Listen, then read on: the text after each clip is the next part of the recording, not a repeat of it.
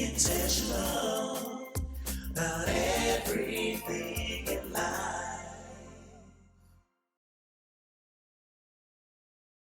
Hello, my intentional family. Happy New Year to you. This year and the decade promises to be a great one. But I tell you what, we are going to have to be intentional about how we embrace it. And so on Be Intentional, we are introducing a new segment called Intentional Moments with Chesca, which features personalities and certain lives that have made lemonade out of the lemons that life served them. And all I've got to say to you is, whatever you go through the year, whatever happens in life, the most important thing is, as long as you've got life, as long as you've got hope, all you've got to do is be a little more intentional in how you embrace situations, in how you see life. So stay tuned and enjoy our first episode, Intentional Moments with Chesca. Hello everyone, this is Be Intentional with Chesca. We're back here again on Be Intentional, and it's a privilege to come to your screen. I'm so glad to be back.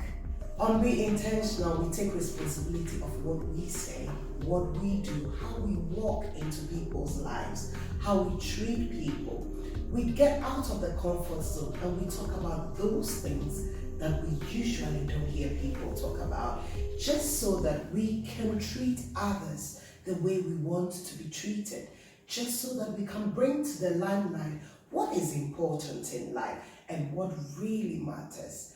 And this time I've got a fine gentleman with me, and I have known this gentleman for years, for probably over a decade. Not probably, I'm certain about that. Over a decade.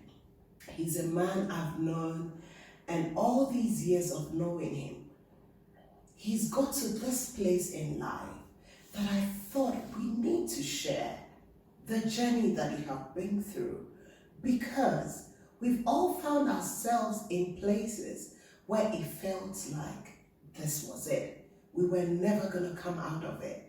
It was never going to be better.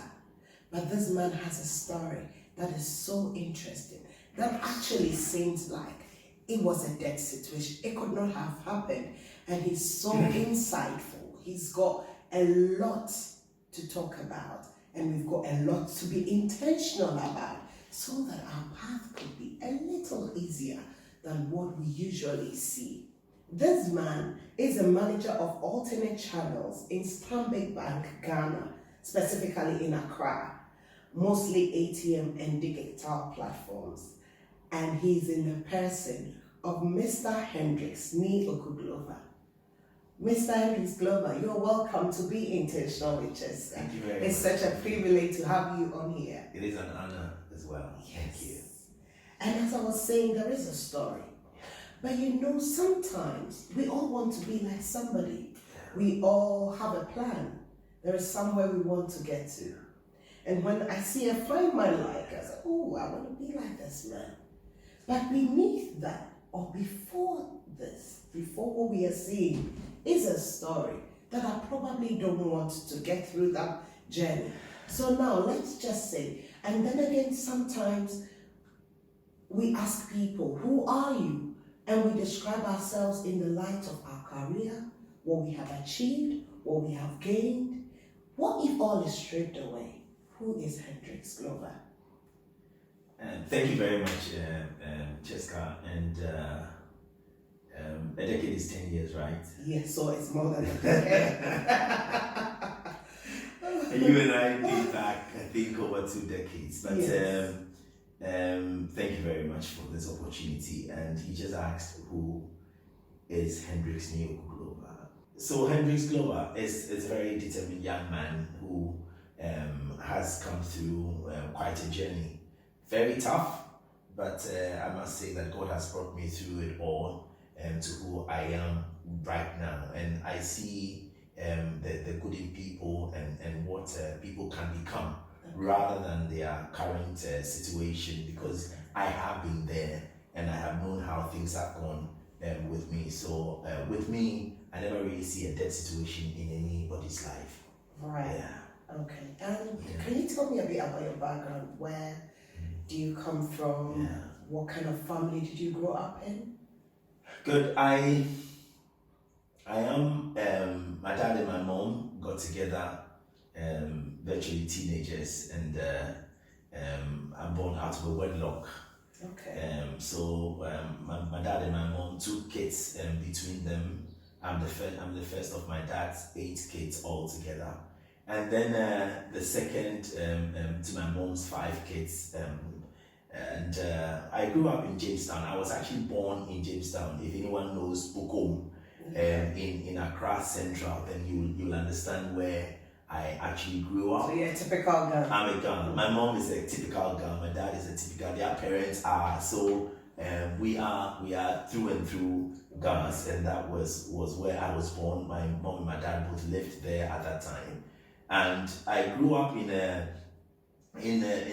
community where everybody is responsible for everybody's child.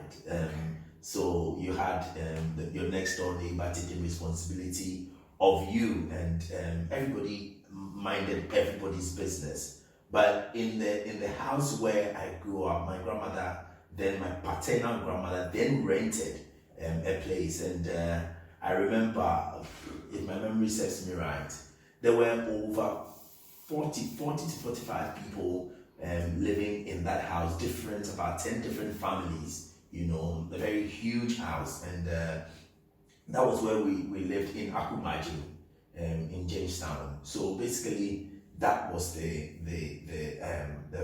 house in which I grew up, and a house without, excuse me to say, a restroom, a toilet facility, and a bathroom. So what you need to do is to wake up early in the morning and go to the community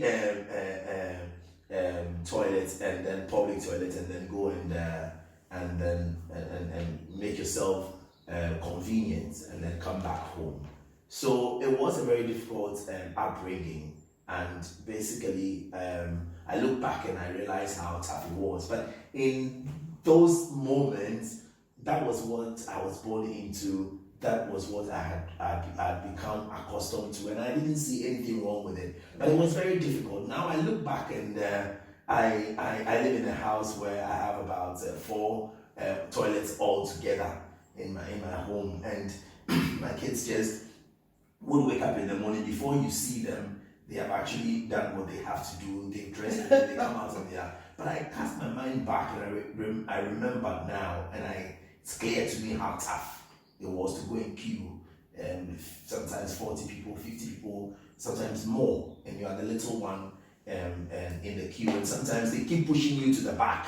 You know what I mean? Because the elderly would say that even if things should happen to you, people will not laugh at you, but if something should happen to them, and you know how mornings really are. Let me not spoil this, but it was extremely tough, and you have to get by anyway, so you have to do all manner of things to just get by and to grow. Hopefully, God would smile on you and something good can come out of you. So, being a manager of alternate channels in Stanley, Ghana, does that mean even finding yourself in that environment? Did you end up being in one of the posh schools? Did you end up now moving into a posh area? What was education like? What was growing up as a child in terms of education, in terms of normal life, daily lifestyles, waking up? Was it rosy? What happened? Not at all. It was never rosy. Actually, my dad and my mom got separated when I was 5 years, and so my mom left. So my maternal grandmother was the one who was looking after me, and my dad had much younger siblings. So then I was living with them like I was living with my grandmother like one of her children. So I was sort of the last in my grandmother's. My mom and my dad traveled both to seek greener pastures. Growing up wasn't easy. I remember my first primary school, Accra SMP 1 and 2. Okay. So it was what we used to call Saito. Right. And so that was where I started.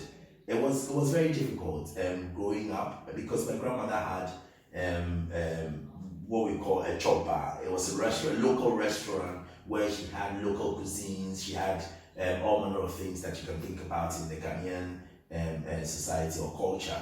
So people really visited the place to eat, and every now and then, every afternoon, I have to go. Someone else would carry the soup. I would carry the fufu, and then we'll go around and sell at the beach and other places. Did you go? You said you went to school, so Yes. how did you juggle that with? Yeah, I mean, you have to finish school, because then we had 2 sessions. The first session closed in the afternoon around 12 o'clock, midday. Really? And then the second session started from then. So we had 2 sessions. So anytime I am in the second session, it meant that when I close around 5, because a lot of the fishermen came to the shore even around that time. So we went around that time to sell. So whichever time I closed from work, I would have to go to, it would be my turn to get to sell. I take it that then there was no time for homework and for personal study time and No time revision. for homework. No time for homework. No. Then how did you get? I remember my dad taught me when I was around class 4. That was when he was trying to help me to learn how to read at that time, because then In it was class 4? in class 4. It was late. He came from Nigeria, and then he taught me. He said that if I should pick a pen and a paper and try and read. You know, those times you had a lot of inscriptions on shops and people's homes as you walked along the street. So you see things like God is King. You see things like all things are possible. You see a lot of inscriptions, even on the public transport. We used to call it Chololi on the public transport. You used to see a lot of inscriptions. And so he said, when you see them, try and read. If you are able to read the words that you can't pronounce, just put it down and then bring it home. Wow. So that we can. So it was quite tough, but I remember that was how come I learned how to put the 2 and 2 together, because there was virtually no time to read anything and to learn. I would work. When I come back, I would come and help with the workers to wash the dishes, and that was how. Did you progress on from Simpe Primary? Yes, I did. She moved me actually, because her last born actually, Abigail, went to one of then a new school came up, and it was very posh, and that was, so she moved her daughter to that school, and then because we were the 2 last ones, I guess she felt obliged not to leave me behind, so she actually also took me to join Abigail. So that was also some form of improvement in my learning and in the teaching, and then also my learning. But let me just say that growing up, I had this burning desire inside of me, even though I was in that neighborhood, the kind of things that were going on over there. A lot of kids would break out of school. 10, 11, 12 years, girls were getting themselves pregnant, teenage pregnancy, unemployment in the area. People were into all manner of vices. I saw a lot of things, and I said to myself that I would want to be anything rather than or other than what was going on in the neighborhood. How old were you then? When my mom left, I was very sad.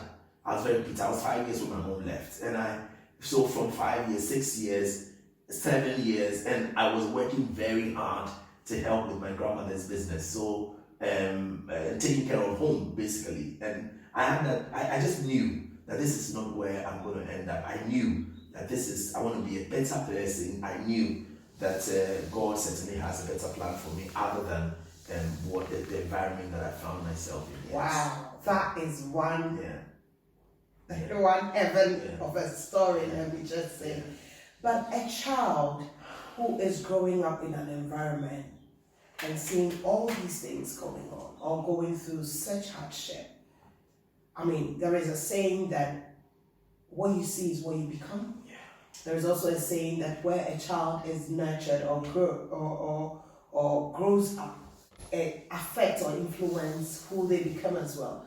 But how can you just decide at that age that I would be anything else but not what I'm seeing. How? Where do you get the inspiration from? What was the reason? What was the drive? How? Where do you get the inspiration from? What was the reason? What was the drive? I mean, I sit today and I don't know how, but now considering what I know now in terms of scripture, in terms of how God picks people from nowhere and then sets them up on a different level in life, now I understand that there is a plan and a purpose that God definitely had for me. Because I wasn't the only child. There's a plan and a purpose. If you grow up in a family where you don't see anybody who has even completed secondary school, there's virtually nothing to look up to. Exactly. But we lived across. So if you come out of our house, for instance, you launch onto the high street, the main high street in Jamestown that links that side to the other side of Accra, New Accra. Let me say that. And so you had that high street leading to a place like Barclays Bank, a lot of companies, huge. So in that same enclave, just a few, about 300 meters away from where we lived, you had the Barclays Bank, the Enterprise Insurance, you have the Standard Chartered head offices, you had Ghana, Bank of Ghana, you had Ghana Commercial Bank. Okay. So that side of town was like the new Accra, and it was buzzing, and there were a lot of economic activities, there were a lot of industries and companies within that enclave. And then when you come to this side, it was all the young men and women who teenage pregnancy. You would have a lot of young men who were already into drugs, into petty thievery, into all manner of things. So I think that this is where being intentional comes in. Certainly. In as much as it was God, yeah, you made a choice. I made a choice. You decided. I decided that you wouldn't let what you were going through define you. Certainly. Or mold you to. Yeah. Wow, that's very interesting. Yeah. But at what point did that story change? Ending there and beginning with a new chapter for you. Yeah, so let me just also say that the environment obviously shapes you. So I also hear that a lot. When people are abusive, when people are into all manner of addictions, and then they are asked, what they say is that that's what he grew up to see. But I beg to differ. When you have a certain mindset that what I am seeing isn't what it should be. That's right. Because we all know right from wrong. There's nobody, forget about God. Every single human being knows what is right from wrong. If you're stealing, it is wrong. Something is not yours and you're picking it up. It doesn't belong to you. If you are hitting someone, it is wrong. So you can't say that I grew up seeing these things, and so it is a decision. You are intentionally deciding that this is what I am going to do. But you can decide that I would not do that, but I will do the other. All right. So we need to be intentional, and we need to also make that choice as to how we want our lives to be. So I saw a lot. In fact, I bought the weed. Okay. I was sent to buy the weed. I would buy the local gin, what we call appetition. I would buy all manner I'll buy the cigarettes. I could mention from Marlboro through King Size. I could mention everything, the wide range of cigarettes that there is to you. When someone smokes weed 100 or 200 meters away right now, I can tell you, because I grew up in it. I grew up in a home where these things were. But like to your question, to your answer, I wrote my common entrance when I moved to Shalom, and it was good. But then my dad had traveled. My grandmother had a lot of things around her, and her focus was her business, because it was out of the business that she was taking care of her kids and then myself. And she hadn't been to school, so to say, formal education. So probably she didn't have time.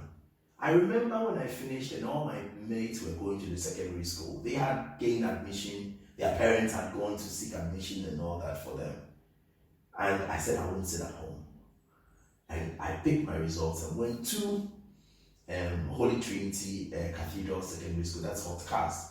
Hotcast was just opposite Barclays Bank, and I sat on a long queue that led to the headmaster's office because parents were still seeking admission for their wards. And so I sat over, and everybody else went, and I was the last. So it was around 4 p.m., 4:30 p.m., and I knew that if I get home at 4:30 p.m., my grandmother would really have a go with me. She wasn't going to take it lightly, and she would really discipline you all the time. And you took the chance. I took the chance because I needed to, something must give. Something must happen for my life too. I said I wasn't going to sit, so I picked it. I could have said that, well, there's nobody, my dad had gone to Nigeria, my mom had gone to Nigeria, and I've been left alone, let me just live by. I picked it and I went and sat. So the headmaster came out, was going to close his door, and he saw this young man with the PE pants and a chaliwati seated. And then he asked what I was doing over there, and I said that I was looking for admissions. He said, "Where are your parents?" And I said, "This is me." Wow. Yeah, I mean, this is me. And he said, "Where are your parents?" I said, "My parents have traveled." "Who do you live with?" "My grandmother." "Where is she?" I said, "She's busy with her work." And then he asked me to see my results. So and he said, "You did very well, but unfortunately, I do not have any more vacancies." So he directed me to Kuku Hill. There's a school there called Salem Secondary. Okay. If you are in Ghana, you would know it's one of the lowest tier of schools but I went to Kuku Hill from around 4:30 in the evening. You did not go home. I didn't go home. Wow. Hold it right there.